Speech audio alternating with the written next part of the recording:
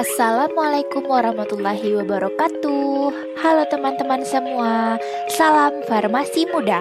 Nah, hari ini kami akan mencoba menjelaskan mengenai perkembangan vaksin COVID-19 atau Coronavirus Disease 2019. Adapun video yang kami buat ini tak lain untuk memenuhi tugas mata kuliah imunologi dari Ibu Dr. Meriza Johari MKes APT. Dan semoga teman-teman juga dapat memahami dan mengerti ya. Nah teman-teman, video materi perkembangan vaksin COVID-19 ini disusun oleh kelompok 3 kelas S1 4C dari Sekolah Tinggi Ilmu Farmasi Riau. Sudah sampai manakah perkembangan vaksin COVID-19 atau Coronavirus Disease 2019? Hingga saat ini ada berbagai lembaga yang sedang berpacu dengan waktu untuk segera bisa memproduksi vaksin corona untuk COVID-19. Jadi, ada beberapa metode yang telah dilakukan oleh sejumlah lembaga untuk menciptakan vaksin penyakit baru ini, seperti keragaman platform teknologi. Fitur yang mencolok dari landscape perkembangan vaksin untuk COVID-19 ini, serangkaian platform teknologi yang dievaluasi termasuk asam nukleat seperti DNA dan RNA, partikel seperti virus peptida, faktor virus replikasi dan non-replikasi, protein rekombinan, virus hidup yang dilemahkan, dan pendekatan virus yang tidak aktif.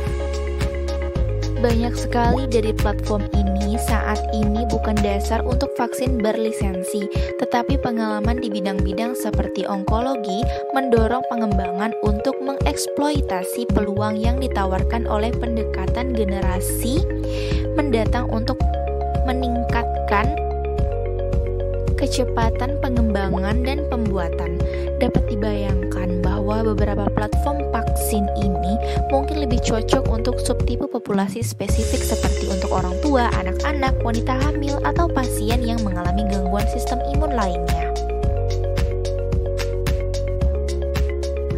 Moderna memulai pengujian klinis vaksin berbasis mRNA 1273 hanya 2 bulan setelah identifikasi urutannya. Vaksin berdasarkan vektor virus menawarkan ekspresi protein, tingkat tinggi dan stabilitas jangka panjang. Dan tentunya memicu respon imun yang kuat. Akhirnya sudah ada vaksin yang berlisensi berdasarkan protein rekombinan untuk penyakit lain, sehingga kandidat tersebut dapat memanfaatkan kapasitas produksi skala besar yang ada untuk beberapa platform. Adjuvan dapat meningkatkan imunogenisitas dan membuat dosis yang lebih rendah menjadi layak, sehingga memungkinkan vaksinasi lebih banyak orang tanpa mengorbankan perlindungan. Sejauh ini, setidaknya 10 pengembangan telah mengidentifikasikan rencana untuk pengembangan vaksin tambahan terhadap COVID-19 ini, dan pengembangan vaksin termasuk GlaxoSmithKline, Seegirus, dan Dynavax. Telah berkomitmen untuk membuat adjuvan berlisensi seperti AS03, MF59, dan CPG1018 masing-masingnya tersedia untuk digunakan dengan vaksin COVID-19 baru yang dikembangkan oleh orang lain.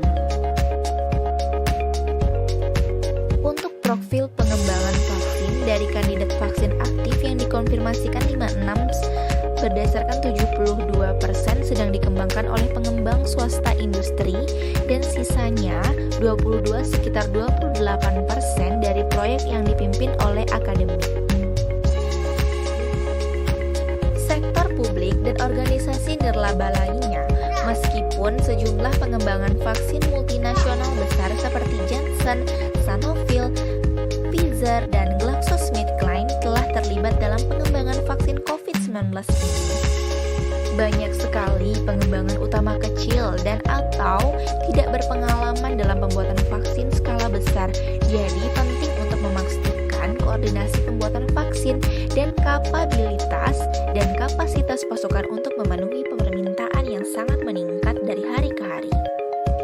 sini ada 3 cara untuk pembuatan vaksin. Yang pertama metode pelemahan virus, yang kedua metode inaktivasi virus, dan yang ketiga vaksin berbasis nukleotida.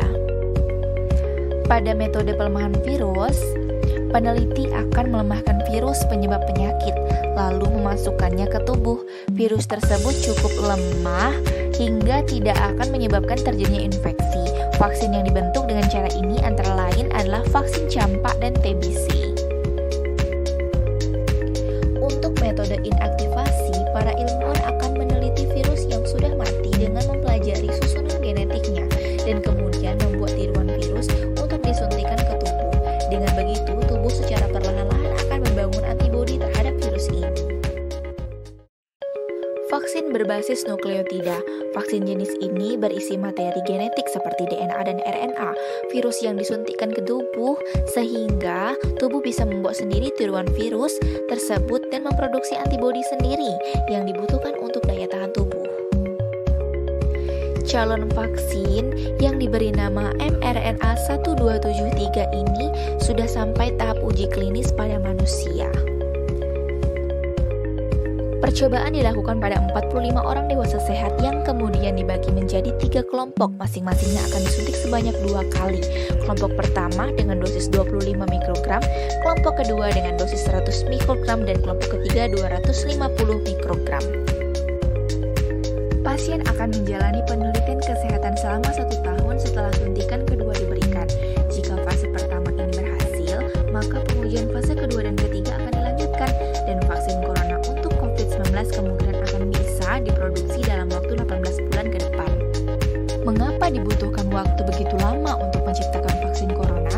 Sebab ada berbagai tahap yang harus dilewati untuk memastikan bahwa vaksin tersebut benar-benar aman. Secara keseluruhan, sebenarnya ada 6 tahap yang perlu dilewati untuk membuat satu vaksin, yaitu sebagai berikut. Yang pertama, proses perancangan vaksin. Yang kedua, pengujian pada hewan. Yang ketiga, uji fase klinis ke-1 sampai ke-3. Dan yang terakhir, persetujuan berdasarkan regulasi. Nah, kita masuk pada tahap proses perancangan vaksin.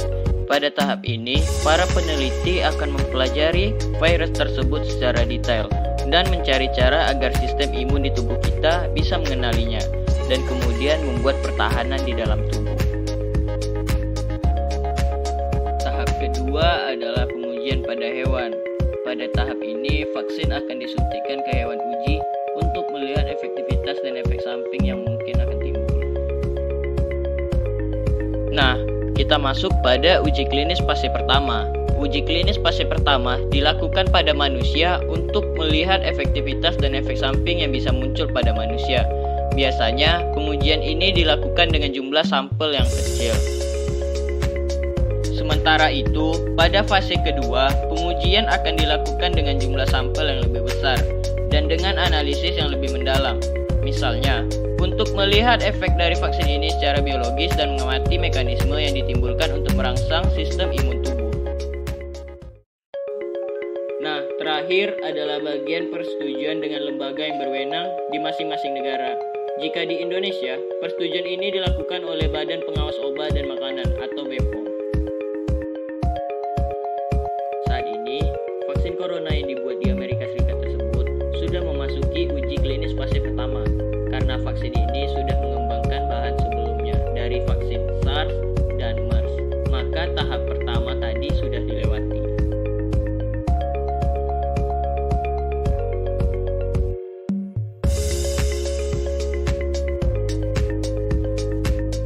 Berikut ini adalah evaluasi pemilihan vaksin COVID-19. Baiklah teman-teman semuanya, cukup sekian video ini tentang bagaimana perkembangan vaksin COVID-19. Semoga bermanfaat. Terima kasih. Assalamualaikum.